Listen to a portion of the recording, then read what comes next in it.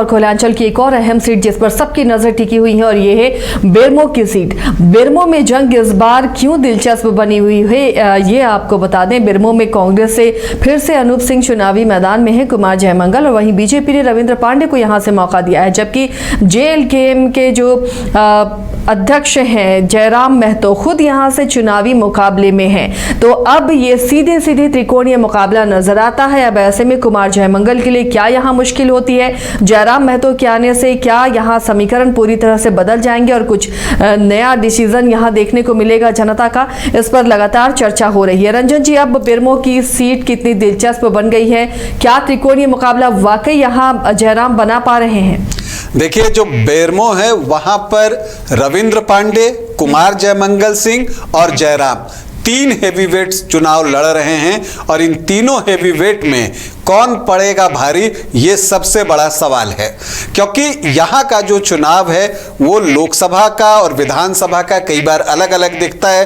हालांकि अगर आप यहाँ पर देखें तो कुमार जयमंगल सिंह के जो पिता हैं राजेंद्र सिंह, जो कि राजेंद्र बाबू जो हैं, वो उनके लिए ये ट्रेडिशनल सीट रही थी और वो यहाँ से अक्सर जो है वो जीतते रहे थे। 1985 में जीते, 90 में जीते, 95 में जीते, फिर इधर आप देखिए तो 2000 में जीते, 2009 में जीते, फिर 2019 में भी जीते और फिर उनके निधन के बाद जब ये सीट खाली हुई तो कुमार जयमंगल सिंह ने इस सीट पर कब्जा जमाया और वो भी 50% से ज्यादा वोट लाते हुए।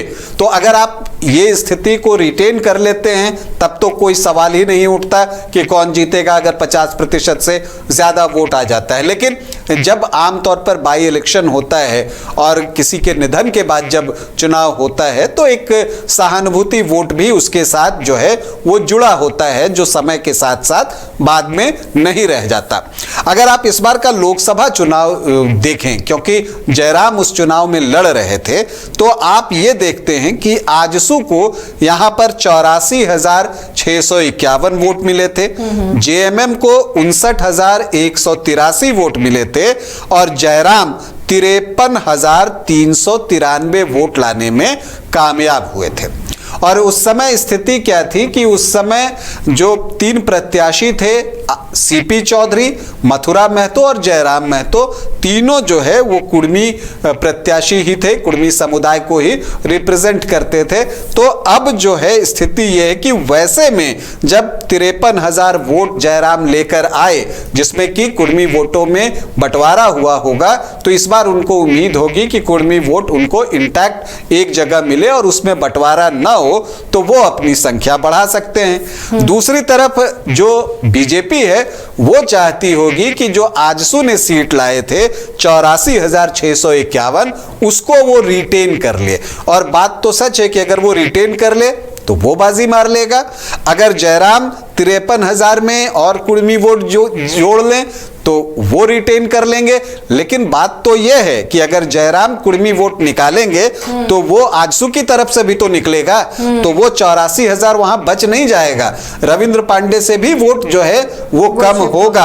अब उतना ही कम नहीं होगा। अगर जेएमएम को 59,183 वोट आया था तो उसमें से कुर्मी वोट निकलकर अगर जयराम की तरफ जाता है तो आप ये भी तो मानकर चलिए कि जो आजसू को राजपूत ने वोट किया होगा वो वोट निकलकर वापस कुमार जयमंगल सिंह के पास जाएगा। तो बड़ा ही दिलचस्प स्थिति है और वोटों का बंटवारा जो है बहुत आपको इफ और बट पर जो है वो लगा हुआ है। हालांकि अगर आप समीकरण देखिए तो अनूप सिंह के लिए समीकरण आपको थोड़े से फेवरेबल दिखेंगे, क्योंकि यहां पर मुस्लिम 12.6% है।